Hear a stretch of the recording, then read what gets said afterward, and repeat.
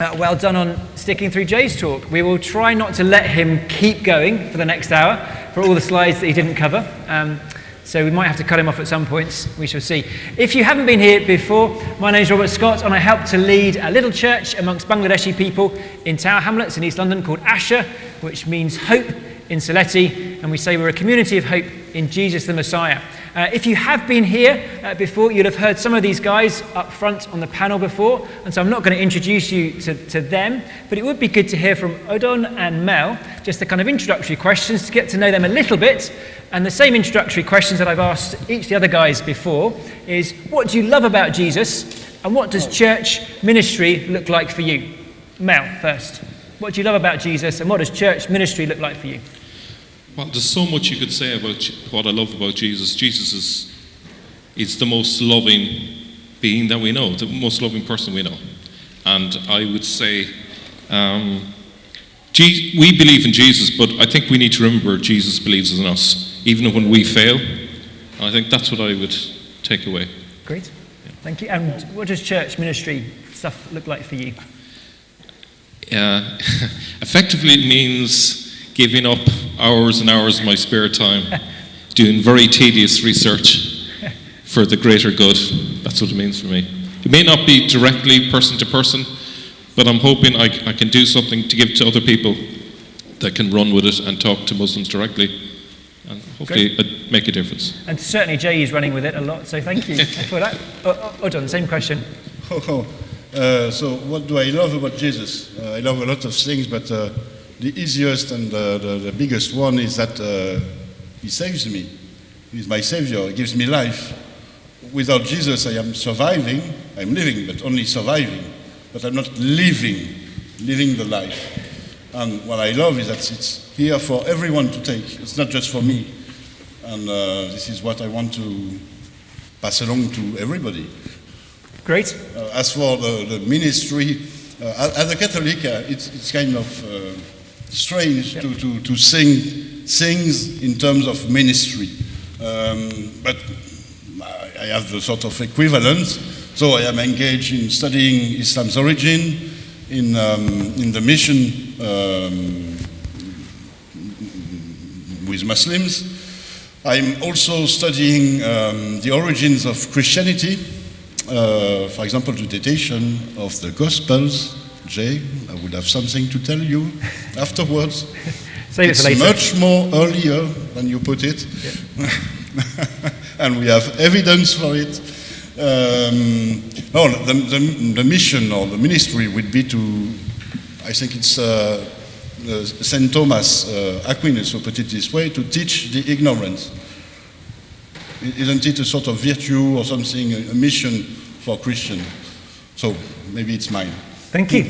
Thank you for sharing that. Now, Mel, we've talked this week about kind of the internal Islamic dilemma. We've talked about a cultural dilemma and challenge. How would you sum up, in less time than Jay, the Islamic historical dilemma? Yeah. Let me just think about this. Well, I think it's essentially Muslims have a choice between the historical option and what I would call the hysterical option. You like that? There's an awful lot of absurdities in the Islamic narratives, and there is definitely a case to argue that might lead Muslims to leave Islam based on all the internal contradictions, and I say go for it. But there'll also be Muslims that will be persuaded by the argument that it all never happened.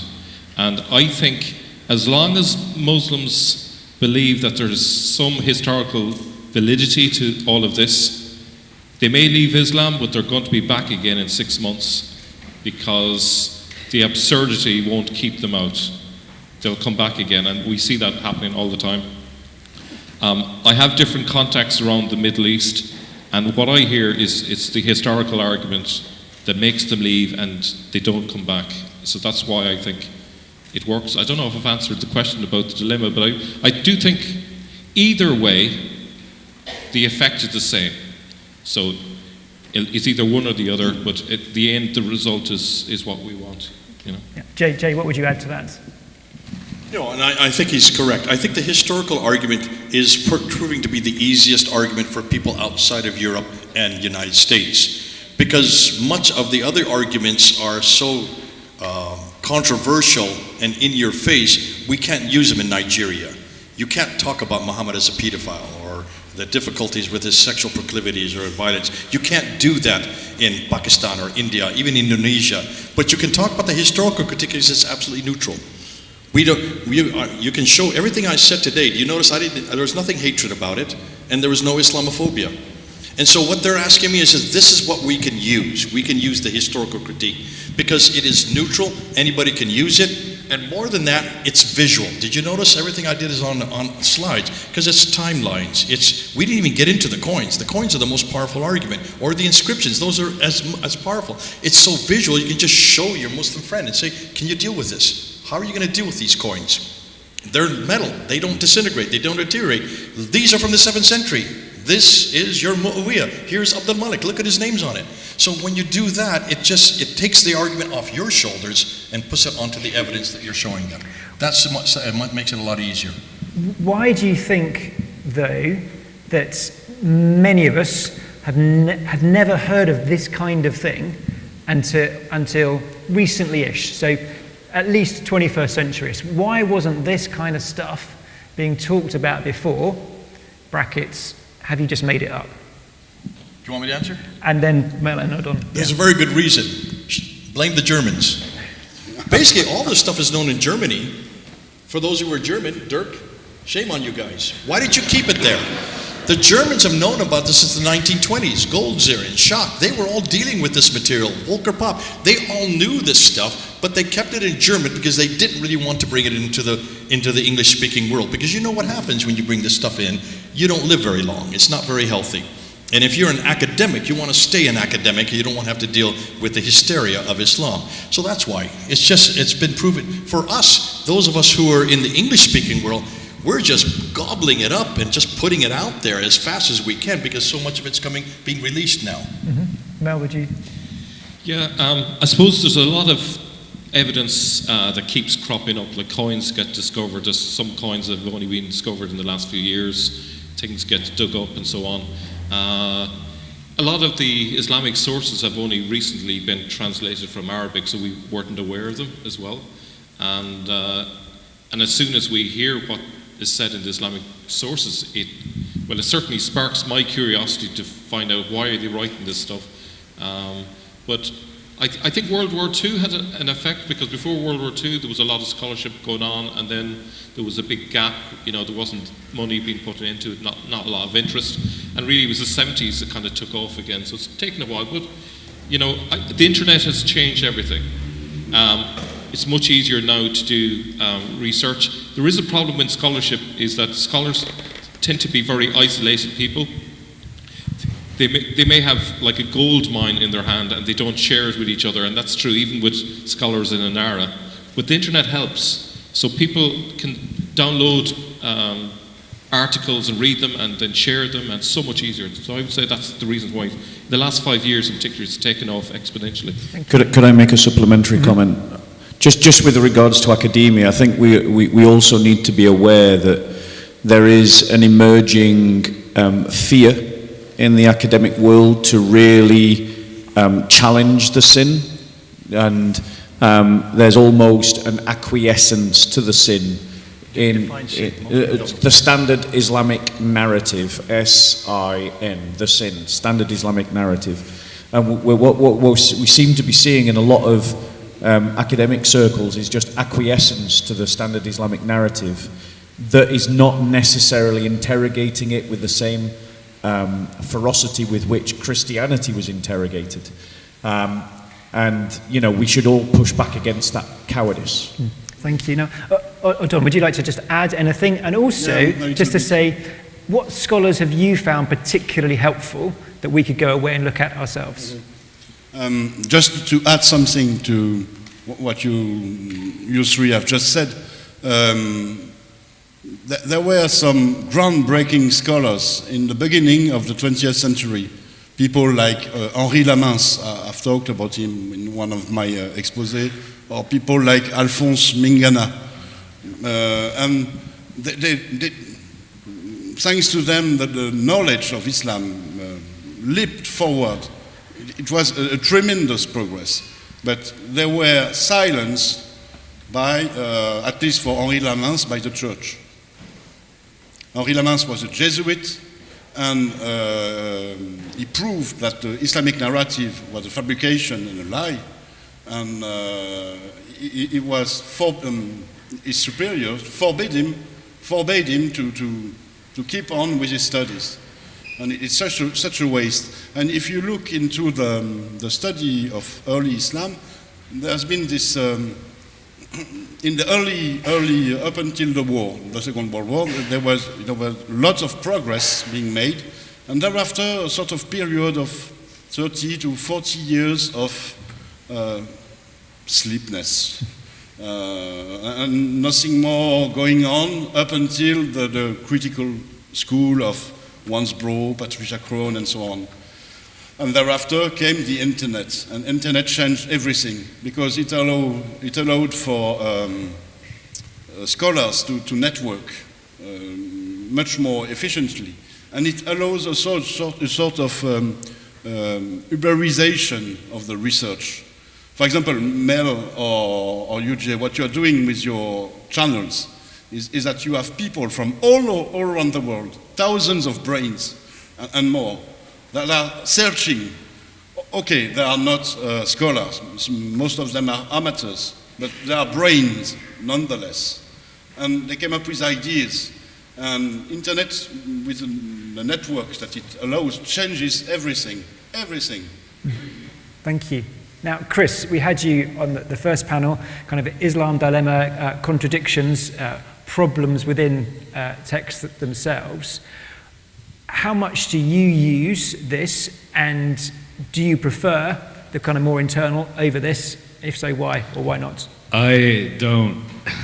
I like to think the internal and the historic can work together very well. In fact, I think that's a really good holistic way of taking down Islam. I think that, from my paradigm, if you can show to a Sunni Muslim, for example, that their traditions, the Sunnah, the narrations of Muhammad, the biography of Muhammad is false, there are serious errors in it that we can give good reasons academically to believe are wrong, they are mistakes, they aren't true, then at that point, what have you done? You've just shown that Sunni Islam is false. If you could show Bukhari didn't know what he was talking about and has errors, where do you go from that? If you can show the science of the Hadith is in error, well then how do you know who Muhammad was? And at that point you've done it. I think you've already cracked the code at this point. Everything else is just the icing on the cake. So yeah, I thoroughly enjoy using these, and I think there's a lot of license to how we employ them and how they relate to the internal critique. So. Thank you. How do you think, not simply us here who've kind of been hearing everything these last 3 days, but Christians back in our churches that we want to encourage and engage with these things, what, not sound bites, but sound bites and more than sound bites, can we help them with, particularly from the historical critique, that can start and carry on conversations with Muslim people, do you think? I'm a big believer in pictures. So I think a picture says 1,000 words. Maps are brilliant, really easy to understand. The coins are great. So you can just, one coin can do the work for you. And like, it doesn't really require that much work. So if you can go away with just one coin that you know really well, you know what the pictures symbolize, what the words mean, you can do an awful lot of good there. Mm-hmm. Thank you. A coin? Mary Barry is sitting right there. Do you have any of your flashcards with you? Mary Barry, when we go to Nigeria, she goes all over Nigeria and gives out these flashcards that have, each page has a slide from my PowerPoints. And she hands it to people, and they just sit there and show it to their Muslim friend. What about this? What about this? What about that? They don't even have to know the argument because it's all so visual. And they just, and in Nigeria, it really works that way.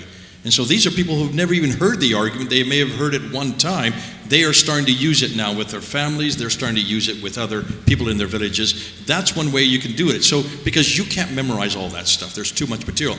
Just use the PowerPoints. Just use the slides and gloss them so they can't tear them up. Laminate them so they can't tear them up. And they won't. And she's been handing them out. In fact, they keep on grabbing it. They want more. So every time we go back, we're going to have to send a whole slew of them to over there in Nigeria. So if it works in Nigeria, it'll work in Kenya. It'll work in Ethiopia. It'll work in Indonesia. It'll work all over the Muslim world. And if it works in the Muslim world, it'll also work in this world. Thank you. Yeah. What else would people add to that in terms of something simple to help us? I think that the using the literature to talk about the descriptions of Mecca and then expressing how that is not sustained by Mecca's geography is a very simple, self-contained, easy to work, easy to remember argument. And in some ways, yeah, I think that's it's one of the points upon which I agree. Mm-hmm. Yeah. For my part, I think what is useful is the most easy to use material. So pictures, things around Mecca that relates to geography or climate that are really, really, really easy to understand. Mm-hmm. Because if you come to Quranic studies, even manuscripts, it's so complicated. Most of the Muslims don't read Arabic, for example, so there's no use showing them manuscripts with a different version of the Quran.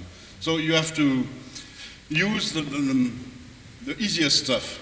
And coins are, even the coins with Muhammad and the cross, they are not that easy to use. I have had many critics from Muslims telling me, no, okay, there's a cross, but it's still a Muslim coin, because they had to accommodate for Christian and so on, and they invent stories in order to accommodate for Islam. And it taught me a lesson. This was the conclusion of my presentation here, is that research into history is important. It's very important, but it won't reach Muslims in numbers. It will reach Muslims who are already asking themselves questions. It will reach non-Muslims, but it only will reach a few Muslims. But history teaches us about the spiritual drive of Islam, the messianic frenzy of the 7th century, who was sort of disguised into Islam by the creation of its narrative.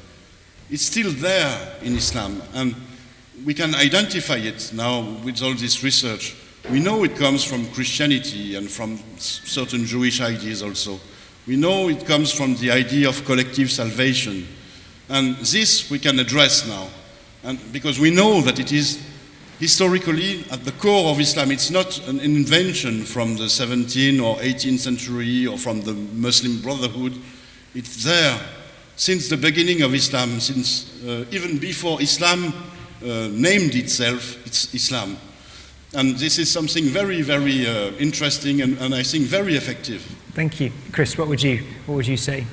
If one or two things to help regular Christians on this to kind of share with Muslim friends?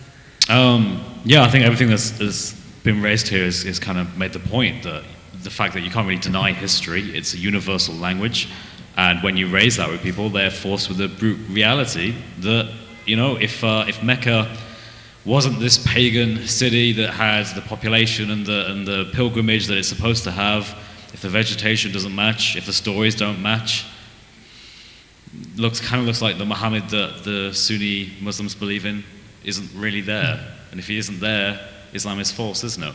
Yeah. And that's kind of it, really, in a nutshell. Thank you. We, on our weekly book table that we do in one of the markets in Tower Hamlets, we've got, one guy's got T-shirts made up saying, "Show me the evidence." He's also going to make T-shirts up saying, "No water, ask me about it," and see where that goes. You'd be pleased. Can I add something? I think research into the history of Islam is also very important for ex-Muslims. Because once they have left Islam, they are left also with a dilemma. Was I right to leave Islam? because the prophet, how could the prophet utter the Quran? How could something as huge as Islam come out of something as barren as Mecca? And the truth about history is a huge relief for them, a huge relief. Yeah, thank you, that's really true. Now, Bob, Jay set you up at the end of his talk by saying you disagreed with everything and you were wrong.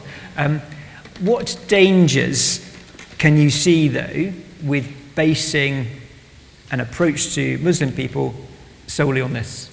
Yeah, it is a Daif report from Jay that I was boasting that I was going to shut you all down. That wasn't at all. Have you seen how he's already acquiesced? No, Daif. Keep going. So anyway, there's a number of dangers with this. One is that it's kind of in terms of argument, it's giving a loaded gun into the hands of children.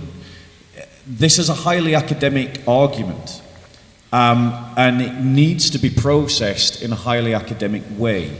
And through no fault of anyone, unless you're a trained historian, unless you familiarize yourself with the historical process and how we investigate history, it can be mishandled and very easily flipped on you.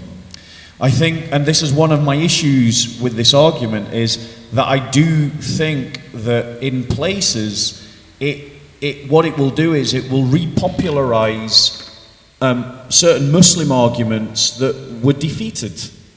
You know, and not because... Such as? I'm perfectly going to give an example.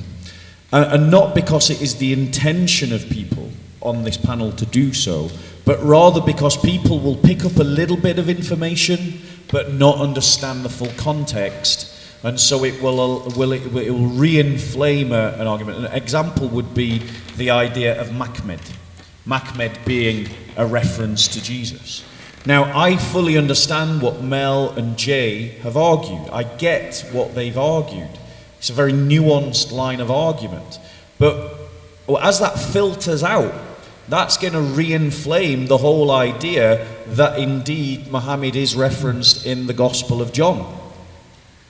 Or Song of Songs. Yeah, or in the Song of Songs. It's going to re-inflame that idea. And lots of young Christians who can't marshal the argument well, who don't understand it well, are going to find themselves tripped up because they're going to hear you and not understand you say that Mahmed is referencing Jesus, think that, oh, well, there you go, that's what it says, and you made your point very well.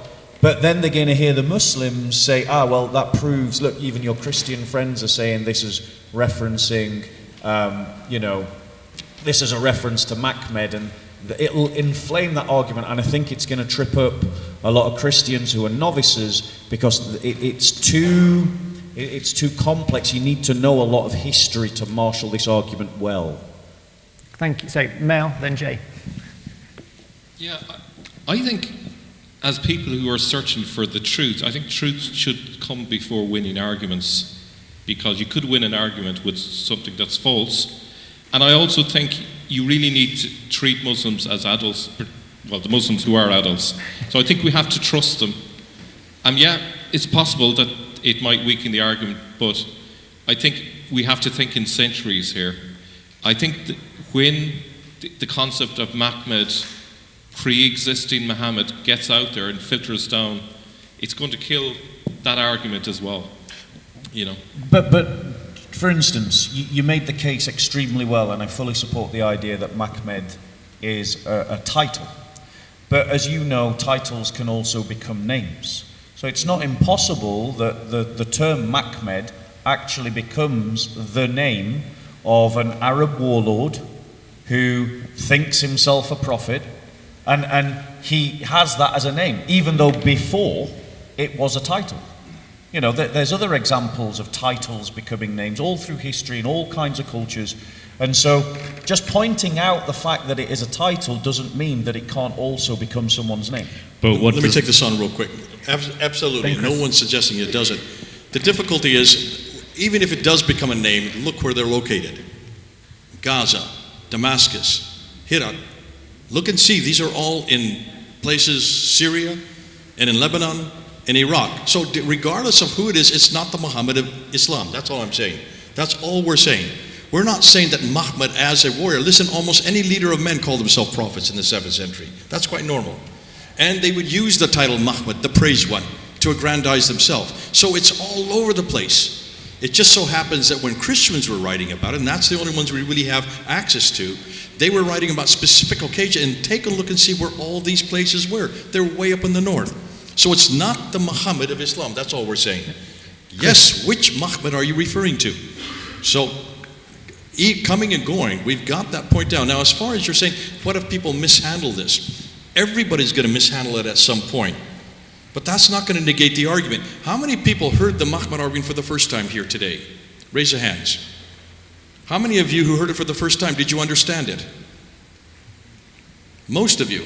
It's not a difficult argument to understand. But more than that, even if you don't want to give it to the children and those who are young, give it to the experts and the people who are actually going to argue it. Because you say it's academic, then fine, use it academically if you want to, and confront the Muslim academics. That's all I'm asking. Keep it at academic level and let it filter down in the church in time. Because at some point we've got to make sure that we have this narrative and that we're on the offense on this, so that we define that the Muhammad they're looking for is not the Muhammad they find. And the Muhammad they're looking for, remember what I said, you have to fulfill all 4 criteria to make it your Muhammad. It's nothing more than a title for someone else. Chris, then Bob.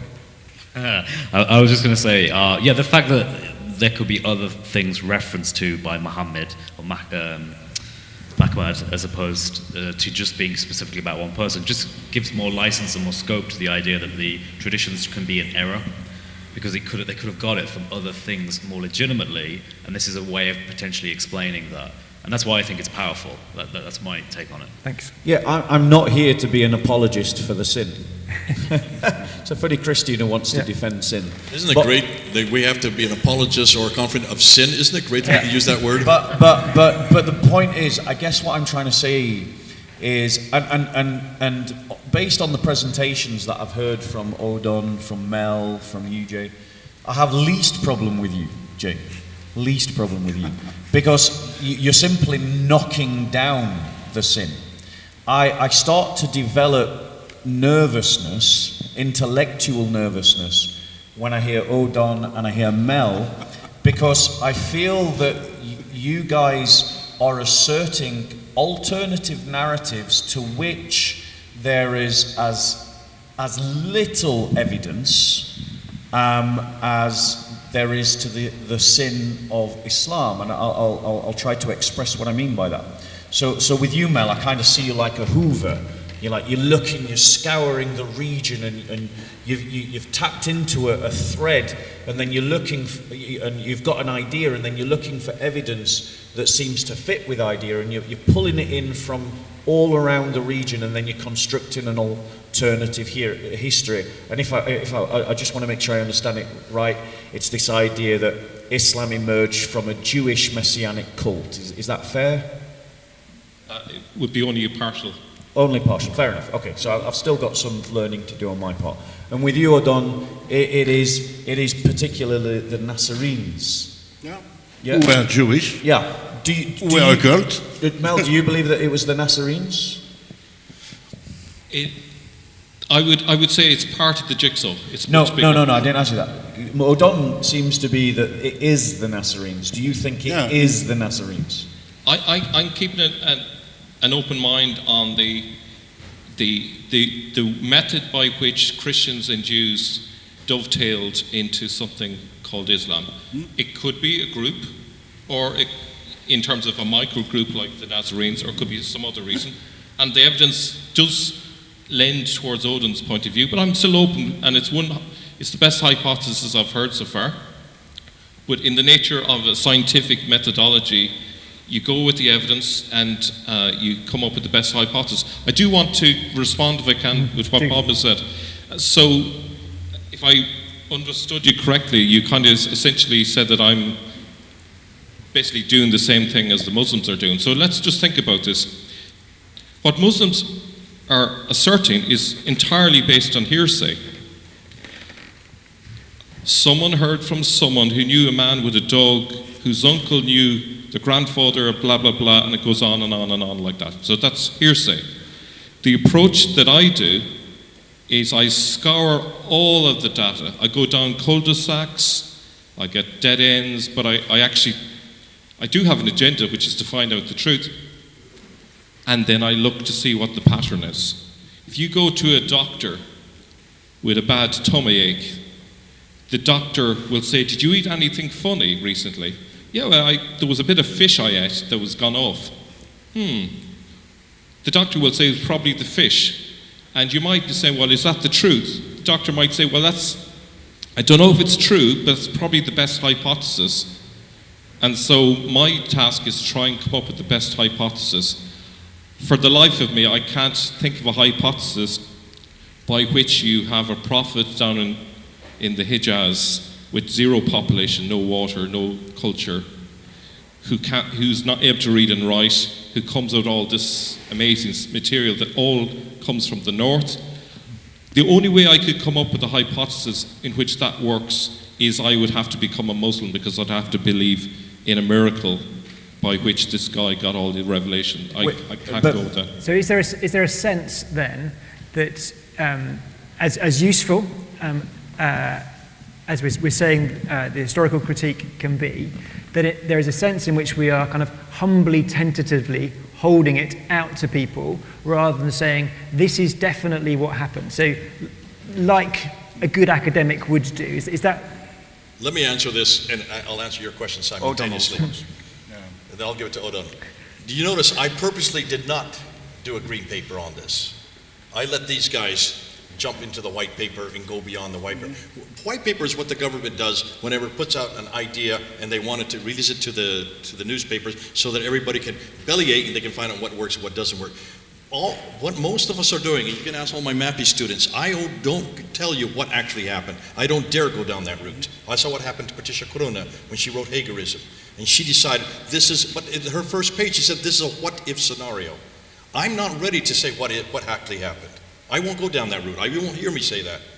Odon and Mel have really taken that on, and you have to give them the credit for doing that, because Muslims will hammer them, and so will the academics, as you're hammering them, because they dare to say this is what happened, or this is a possible scenario of what happened. And that's why we must be careful that we don't say that yet. I don't think we're ready to say that.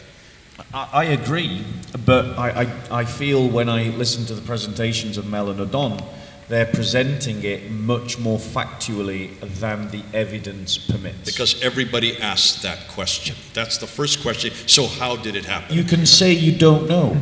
I always say that. What do you think I do? Yeah, well, that's why I've got less problem with you. I say I talk to Odon and talk to Mel. Odon, you wanted to respond. Just one thing, or maybe two. My hypothesis is not that the Nazarenes that are described in the Quran are the only factor for the origins of Islam. Islam is something complex.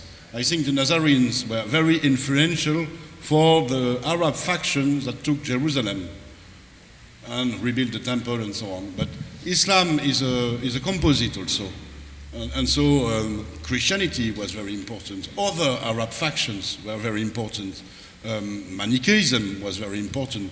Persian religions were very important also.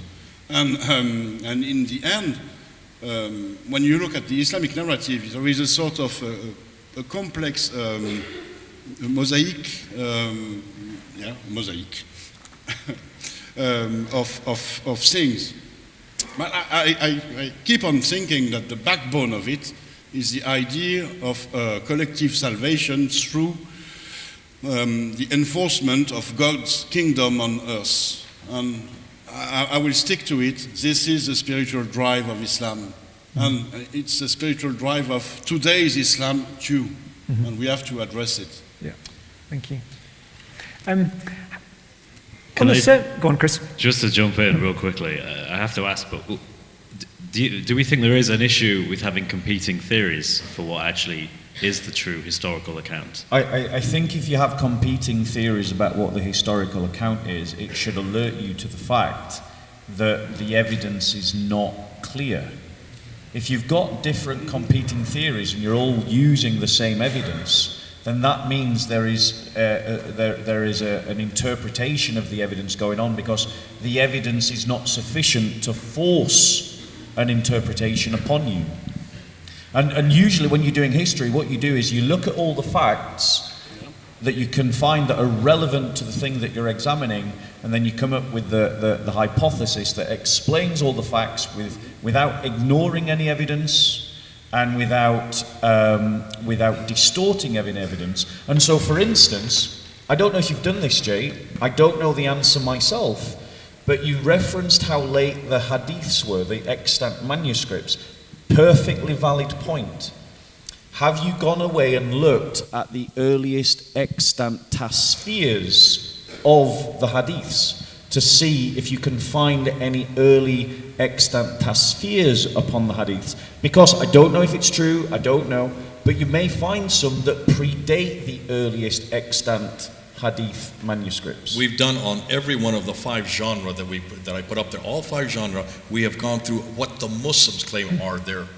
Remember, there are many that are popping up all over the world, and you find out that they come from Timbuktu from the 14th century, or they come up from Iraq from the 19th century. Some of them were just written in the last century, but they attribute them back. Have you researched the earliest extant manuscripts of the commentaries upon the hadiths?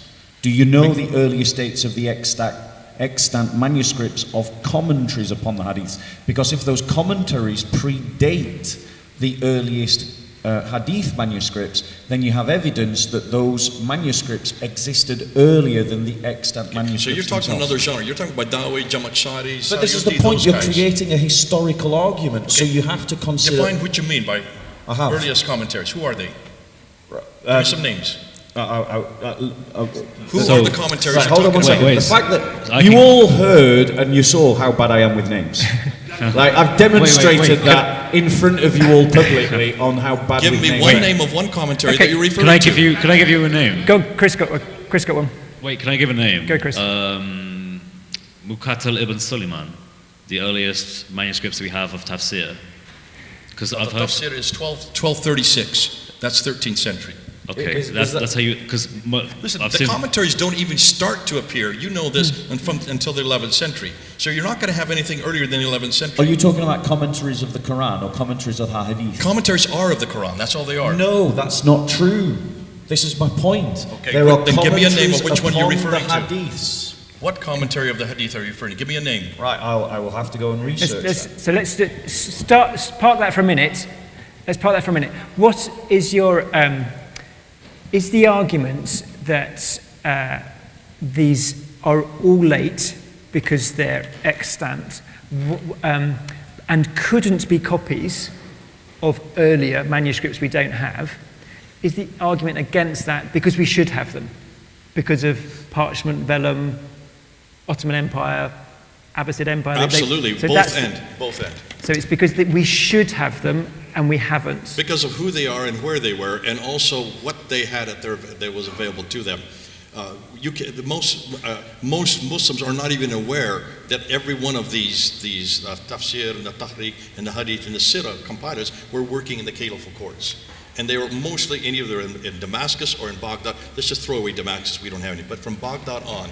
So that's why we're saying, why aren't they there? Mm-hmm. Because there's no excuse. They're all written on vellum, they're written on parchment. But, it's fascinating to me that we're the first to have ever done that, even asked this question, and we're the first to have done the research on it. Why hasn't this been researched by the Muslims?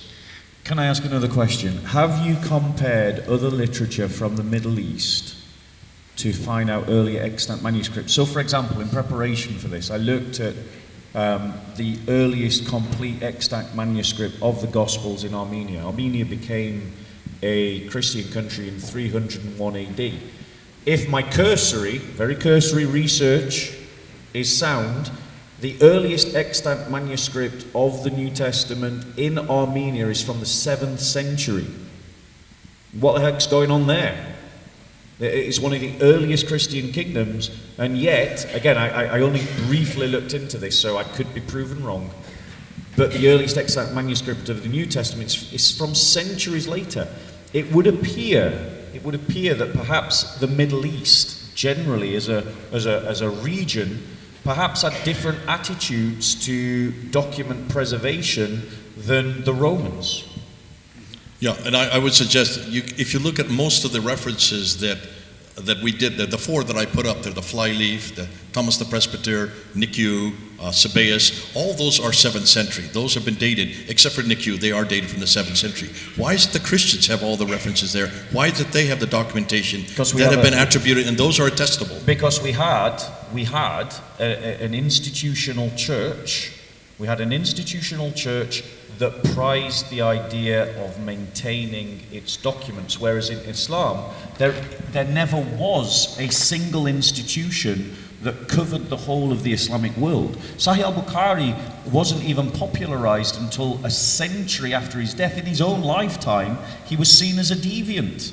And then a century later, he starts to become popularized. But there isn't a singular institution to back that popularization, because that's just not how the Islamic world worked. Well, it does work that way. I mean, just look how the Quran was put together. What do you think the story of Uthman is? And why is it Uthman? And they had to take the manuscripts of Hijaz copy and redo it into 5 different copies. So this is a tradition. But you that believe tradition that's has been there, according to their traditions, since 652. But it's their kind of thinking of why they should do it. So it does work as a historical argument. Right. So I will address that because it's a fair point. But the thing is, I think in terms of the Quran, they see it as the word of God, right? Assuming, and I'm not here to defend the sin, but assuming that narrative about the Quran is correct, they see it as a holy document, whereas the Hadiths, they don't. Now, you said that, you suggested at least, or implied, that the Hadiths were all sort of created by possibly Bukhari, but we don't really know who made them. They were projected backwards and they were published much later, 12th and 14th century. The idea that someone would just invent these documents and no one would challenge that. Did I say that? Remember what I said today. I'm actually saying what Odon said earlier. Yeah. They didn't just invent them. They actually deleted and accreted and deleted and accreted and manipulated and changed it depending on what the needs were of that day. And they destroyed what they no longer wanted. So there may have well been an al-Bukhari who did write something in the 9th century, who did exist in Baghdad to write that. There may have been a Muslim and all these other hadith writers. What we're saying is, along the way, people did not like what they said, or they needed to say something different because of the political problems that were happening, and they attributed it back to al-Bukhari. So that what we finally get, the final corpus of al-Bukhari, the 9 volumes that we have today, were only created in the 15th century, redacted back to the 9th century al-Bukhari. So the problem is, where are you? You have to go back to what we have in our hands today, and that's the dating we look. Well, I think whilst that is certainly a good way to approach things, I think you're too radical about it. To simply go, like, we have to say that this was a projection back because we only have the material from the 15th century. What I'm trying to point out to you is, if someone was radically, firstly, how is there no other surviving fragments? How would they have managed to destroy? Okay, here we go. Wait, let me finish. This is a good question. Let me finish. Because this is in the Ottoman period now. How would they have managed to destroy every copy of Sahih al-Bukhari, both public and private, both in mosque and in home, in school and everywhere else, and nobody raise a protest? Nobody say, look, why are you deleting this version of Sahih al-Bukhari? So why is there? Yeah, go for it, Jay. Real quickly, where are these other documents that we're referring to? Why is there none that exists? Bingo. Can I jump in? Go on, Odon. Just to add a little. The fact that you're subsuming. Odon is coming in. Nobody mentions the fact that you're suing a huge corpus of al-Bukhari. Show me one example. Odon, you'll go. Just want to add my personal touch, my grain of salt. In the 13th century, there was a huge event. Mongols came in and they destroyed everything. Baghdad was leveled. Nothing was left. So it might be an argument for helping us understand why the Ottomans had it so easy to redo everything. Yeah. Let me say another way. Another way to answer that is to go to the Sira. Take a look at the 6 manuscripts what's his name? Gilliam. Wustenfeld had to use. When he went back to the Fez document, which is the oldest, which is the furthest away from all the European documents, when he went to the Fez document, he only used 25% of it and threw out the other 75% because it didn't agree with the other siras that were found in the 13th, 15th, and up into the 16th century. So right there, he had to do a manipulation of the text that he had in his hand. Why is it no one has gone back to the Fez document and compared it with the SOAS, with the Bodleian, with all the other 5 documents to see how much different they are? Because no one's bothered to do that yet. Someone should do that. Well, therefore, that's why I'm saying, can you imagine? We're going to now show that there were probably not just one Sira. We could probably come up with 6 different Siras. Yeah, but I mean, also, I think, to be fair, Jay, sometimes you get a little excited. And referencing... So do we all. Referencing, throwing out these ideas like, the Quran was only written in 1924, and it was a German that put together the biography of Muhammad. Have I ever said the Quran was written in 1924? No, is he misquoting me now? It's a bit of a ruse. It's a bit of a ruse to even imply that it was a German that was... The German simply compiled material from something else. He acted as an editor, not as an author. And so it's important to make that distinction. Again, if we're going to make these arguments very academic, let's be academic about it. Oh, on a popular level, though, people love it when I say, isn't it fascinating? The whole life of Muhammad comes from a German. Yeah, but it's not so true. nice to say that. Not true. Just to stick with Germany for a minute, how is this similar or not with 19th century German liberalism attacking the Bible and seeking the real Jesus of history versus Jesus of faith? How is it similar or different to that, do you think? Well, I could go on that for an hour. I'll go for Mel first. What about Odon? Go ahead. I will put it very simply. It's a house built on rock and the house built on sand. And Christianity passed the test, and Islam is failing the test. Mm-hmm. So guess which one is built on rock and which one is built on sand. Mm-hmm. I would maybe say, when you investigate Islam's story, you constantly come up against counter-evidence all the time. So I can understand, perhaps I'm guilty of going too far ahead. I'm a maverick, I'm a bit like that. But it's also the case that we're coming against counter-evidence constantly. Whereas if you investigate the Bible, Christianity, you constantly get supporting evidence. It's backed up. And that's kind of reassuring. The more you actually find counter-evidence, the more your suspicions are raised. Whereas if you get confirming evidence, the more your trust level goes up. And that's just human nature, I suppose. Thank you. Just practically on this, to push it a bit more, how does this not get heard as skepticism about everything? We can't know anything. I don't understand the question.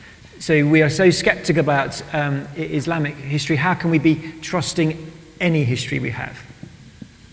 Well, the reason we're skeptical about Islamic history as we understand it is because precisely it's based on narrations. It's based on the idea that someone told someone that told someone something, and that is a reliable way because enough people said it and they were top-notch guys, we can trust them, and hence you can believe that's a thing. What we're getting at is there's a better way of doing this, which is actual sources. Like Jay, in your presentation, you listed the sources. These are actual things that we can see and we can read, and we can see them describe Muhammad and the circumstances about him, for example, and that can give us information, and that is more in line with a historical approach.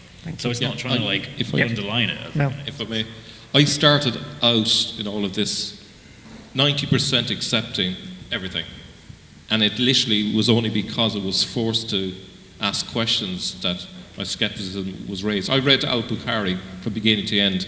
About halfway through it, apart from being completely bored, I realised that this doesn't feel real. You know, just a vague sense of this sounds... Actually, Harry Potter is much more believable, you know? I think I agree with Odon in the sense of, you know, when we put both Muhammad and Jesus into the acid bath, Jesus comes out looking like Jesus, whereas they put a Muhammad into the acid bath, and it definitely isn't the sin.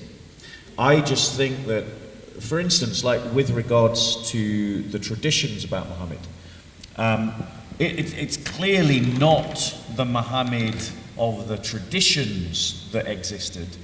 But to go far as to say that, there wasn't there wasn't someone who was an Arab, who was a warlord, who believed himself to be a prophet, who brought revelation, even if that revelation was later edited.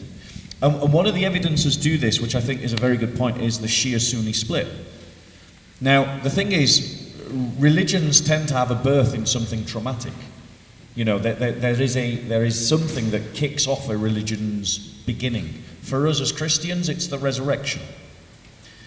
For Shiism, it was the betrayal of Ali, and it was the killing of his relative Hussein. And that has a kernel of truth in it. And if that has the fact that the Shia exist, and the fact of the Shia narratives and the Shia story, their birth story, indicates that there is some truth to the overall Muslim story about this warlord who, maybe by title or by name, is called Mecca. Can I jump in real quick? But all that would establish is Islam is still false, because it's not the... I'm not trying to defend the sin. But my point, though, is that aren't we all in agreement here? I struggle to see where the actual major point of difference is. Because you're trying to say, look... I'm saying that you need to be more cautious, and I'm saying that you need to investigate questions that you haven't investigated, because you're trying to make an academic argument, and what you're doing is you're pushing it out as a popular tabloid. And the thing is, this argument is a tricky argument precisely because it's a historical one. Chris?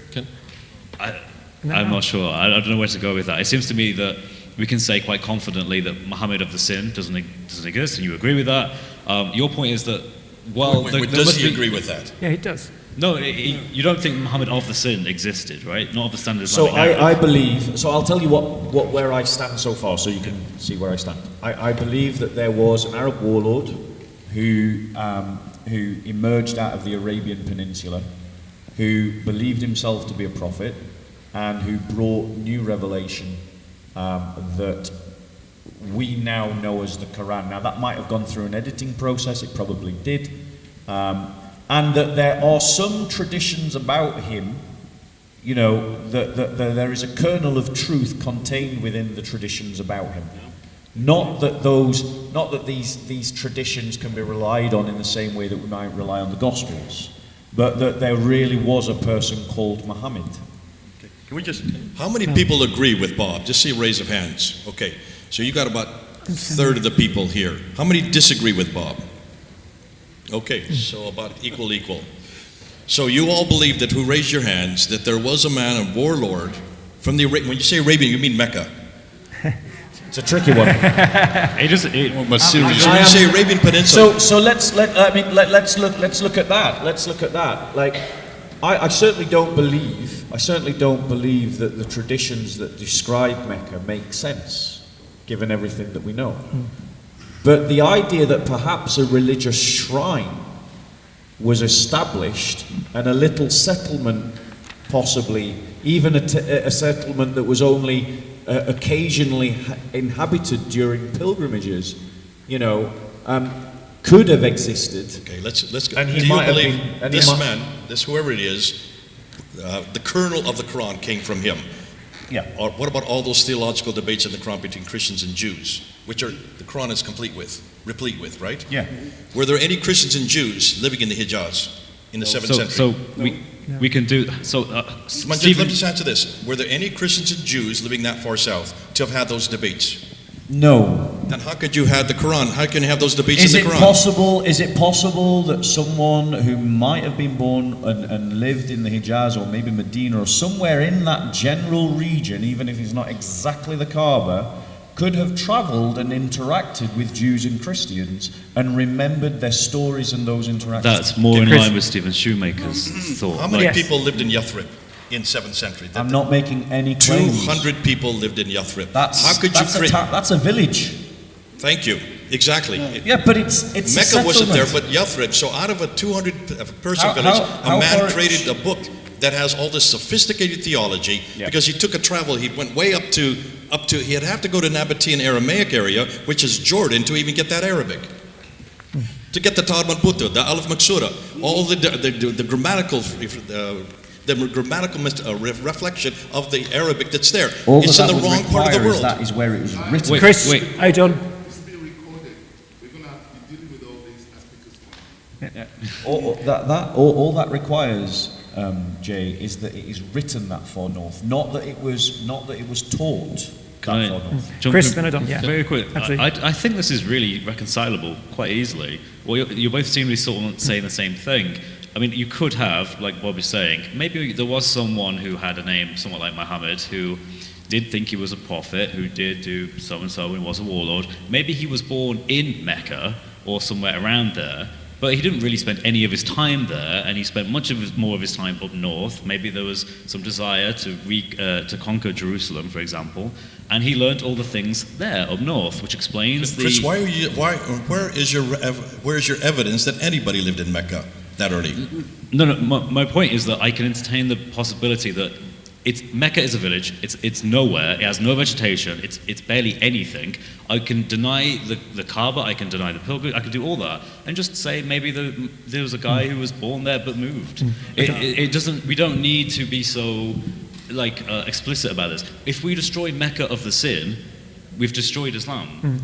We don't need to go further than that. Yeah. So we can compromise Odon's next. and have a very we can synthesize what you're both saying, I think.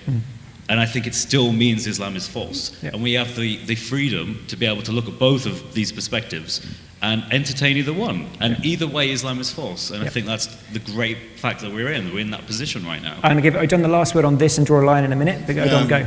Another grain of salt. Apart from the geographical issues, there is something here that seems to pass unchecked, unchallenged. It's the idea that someone could wake up one day and say, hey, I'm going to create a new religion.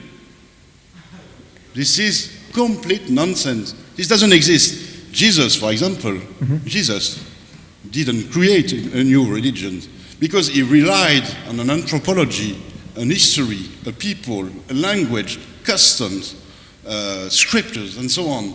And all this nonsense about Muhammad initiating a movement all by himself because he heard some tales from Jews or Christians.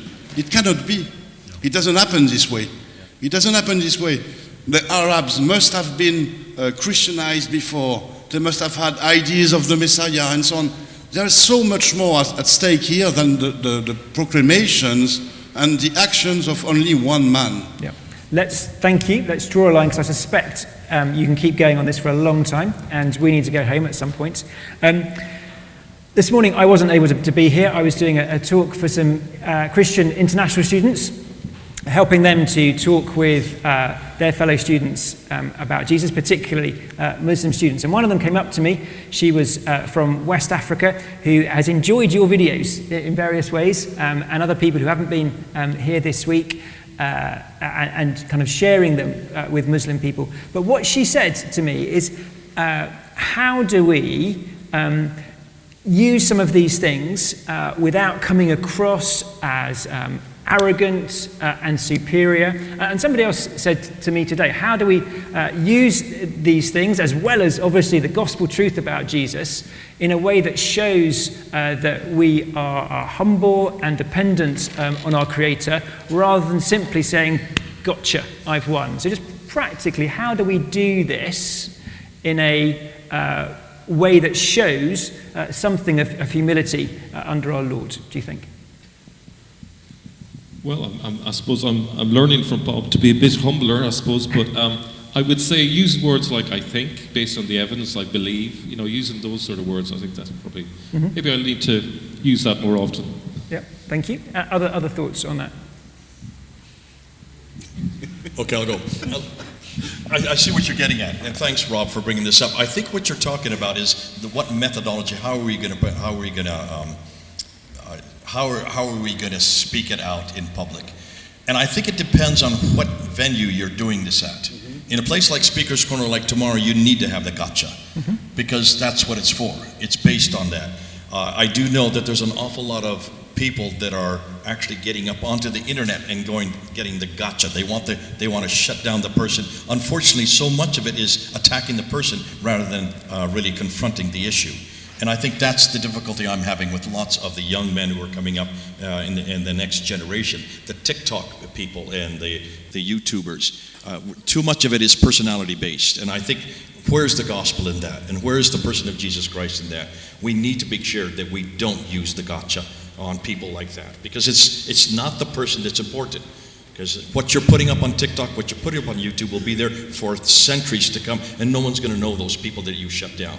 But they are going to listen to the debate on the material that you're working on. So I think we need to be careful that we don't do that, because that's too easy, too quick, and you get a huge following if you do that, unfortunately.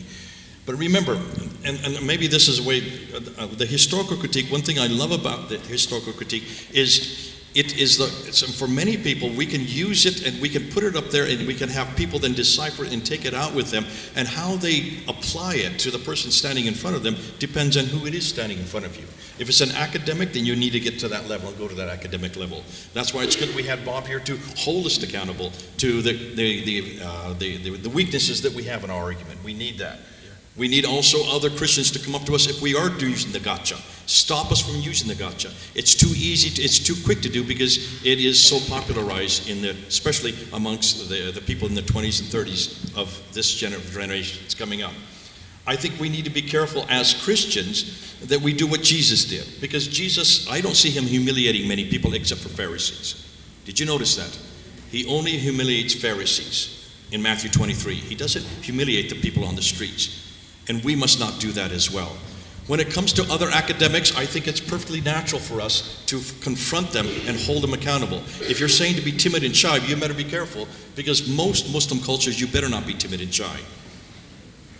It's the timid and shy that actually lose the debates for us. And that's why I like this next generation. I like the Bobs, and I like the Chris's, and I like the David that was sitting over here on 2 days ago. And I love the way that they aren't not timid and shy. Because for most Muslims, that's what they're looking for when they want to see a man of God. A man of God is someone who doesn't sit there and apologize. A man of God who knows exactly what he believes. And a man of God who goes toe-to-toe with their opponent. And a man of God is someone who exactly will die for what they believe. And I don't see enough amongst that in Christianity. That's not the gotcha. That's the passion of Jesus Christ. If we can be as passionate as they are without demeaning the person, I think we're going to win the argument. Because for right now, we have by far the best argument. We've never had this much good material. Not just the historical debate, not just the cultural debate, but also the internal debate and the traditional debate. These are going full tilt. Let's make sure that we follow the example of Jesus Christ and the way he used it. Thank you. Now, like with the last two panels, coming to an end, and I'd like you each in 30 seconds to say one thing, either from this panel or from today, that you'd like us to go away with. So in 30 seconds, Chris, what one thing would you like us to go away with? Then Odon, then Bob, then round. Yeah, we have the privilege of being able to accept either Jay or Bob and their perspectives and still come across with Islam being false. And that's an amazing position to be in. I think that there's a lot of, there's like a scale of things, right? I don't believe in the Mecca of the traditions. I don't believe that. I think, Jay, you've destroyed that completely. At the same time, I do also have enough sort of, I reserve the fact that maybe there's some person somewhere, or maybe it's more than one person. I'm open to that idea. But I think it's probably up north. I think that's better explained. I think scholars tend to be leaning more towards that as well. And I think we can reconcile this. Yeah. Thanks, Chris. 30 seconds, Odon. One thing for us to take away. I think we came to understand that Islam is based on the false narrative. But the false narrative serves as a mask for a false expectation and a false salvation.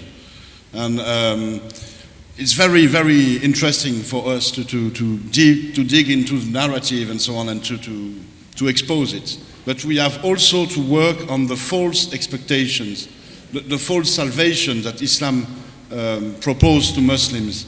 And we as Christians, we who have the true salvation, we have to work on a proposition, a spiritual proposition to Muslims. Because right now the world is, the earth is crumbling under their feet. Yeah. There will be arguments about Mecca, about the Quran, about the Prophet, and there will be much more efficient year after year. Everything will crumble under their feet. So what do we have to propose them? Because otherwise they will fall into the traps of the world, progressism and all the other ideologies. Thank you. Bob? For all of you guys out there that watch this and are sat in the pews, I would encourage you just to stick to the historical criticism of knocking down the sin. And I would encourage you not to speculate any further than that and just be comfortable to say, we don't know what happened. For these guys on the panel, I would encourage you to organise a symposium where you try to knock down one another's ideas with deliberate tenacity. Because if you do that exercise, you'll strengthen your arguments. So try to find holes in your ideas. It was telling to me that when I mentioned about the tasfirs of the commentaries on the hadiths, Jay, all you did is come back with a question.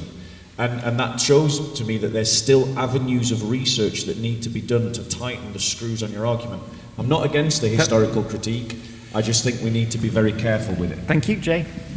I think it's fascinating. A lot of the people that like the historical critique tend to be humanists and atheists. We're getting people coming to us all the time. Finally, you're using material that we can use. And I say to them, this is not for you. Please don't use it. Folks, this is something that we need to be using. Because when a humanist or an atheist uses this material, they shut down Muhammad, they shut down the Quran, and they shut down Mecca, but they have nothing to offer them. We are the only people that have a book and a man who have already passed this test. We are the only people that have had form criticism, source criticism, redacted criticism, all the textual criticism applied to our Bible, and we have shown that our Bible stands resolute above any other piece of literature. We are the only people that have an answer for this. We are the only people that can bring them home. Let's bring them home. Great. Mel, your 30 seconds. Okay, so my 30 seconds would be, I think the impression has got that you have to accept everything in the historical critique. Take something, it's Mecca, that's fine. Whatever part you take from this, good, use it. It's going to have an effect. And the other thing I would say is use all three, the internal, the cultural, and the external. And, they're not in competition. We might argue here, but we're not in competition. It's all for the same goal. Thank you. And thank you all very much for what you've done this afternoon and over today and previous days. Let's give them a round of applause, please.